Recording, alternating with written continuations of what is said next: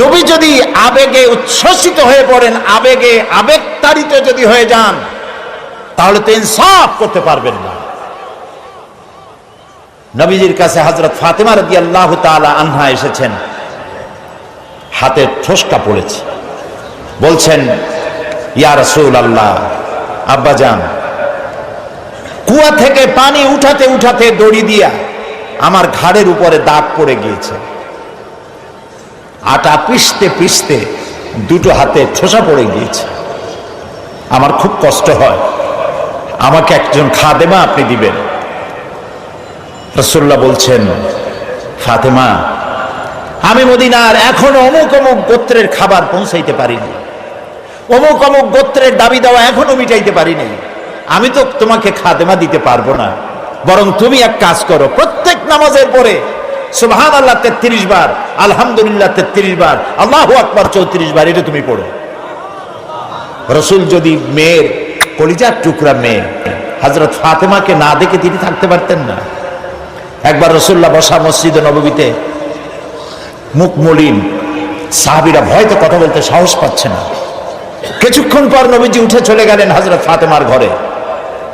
কিছু সময় পরে বেরিয়ে এলেন হাসি খুশি চেহারা। সাহাবায়ে কেরাম জিজ্ঞেস করলেন, হে রাসূল, এখন তো আমাদের জান ফিরে আসছে, আমরা তো হতাশ হয়ে গেছিলাম, আপনার মুখ মলিন দেখে ভয় তো অস্থির হয়ে গেছে। কি কারণে মুখ কালো ছিল?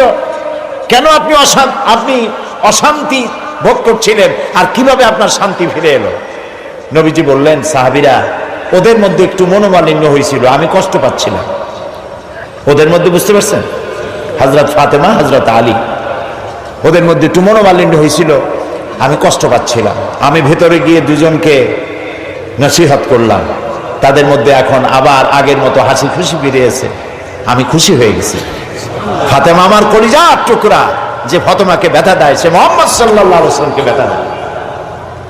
প্রিয় ভাই সব, যে মেয়েকে এত ভালোবাসেন তিনি, আবেগ প্রমাণ হলে তিনি তো দিতেই পারতেন, তিনি মদিনার বাদশাহ, প্রেসিডেন্ট। নবী আবেগ প্রমাণ হতে পারেন না, আবেগের বশীভূত হতে পারেন না। এই জন্য আল্লাহ তাআলা প্রতিবাদ করেছেন,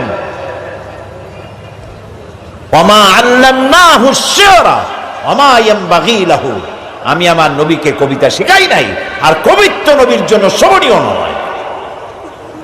নবীর পার্সোনালিটি ভিন্ন। একজন সাহাবী বলেছিলেন, হে রাসূল, রাসূলুল্লাহ বলছিলেন যে তুমি এই কাজটা করলে না কেন? সাহাবী জড়সড় হয়ে গেলেন ভয়তে, বললেন, ইয়া রাসূলুল্লাহ, আমি তো বুঝি নাই, আপনি যদি একটু চোখ দিয়ে আমাকে ইশারা করতেন তাও তো আমি কাজটা করে ফেলতাম। রাসূলুল্লাহ বললেন, চোখ দিয়া ঠারে ঠারে কথা বলা নবুয়তের শান নয়। সুবহানাল্লাহ, সুবহানাল্লাহ। দেখেন না, মানুষ তো চোখ মেরে কথা বলে, ঠারে ঠারে কথা বলে, নবুয়তের শান এটা নয়।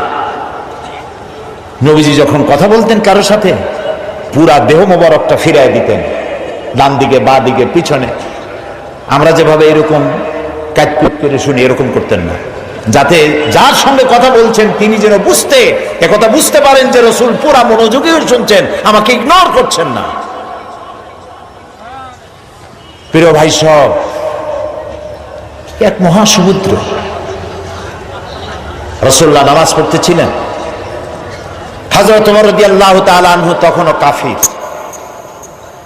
চাইছিলেন রাসূলকে শায়েস্তা করবেন, মারবেন, লাঞ্ছিত করবেন। নামাজরত অবস্থায় দেখে তিনি চিন্তা করলেন, যাক নামাজ পড়তেছে, এখন কিছু করব না, নামাজটা শেষ হোক, তারপরে আচ্ছা করে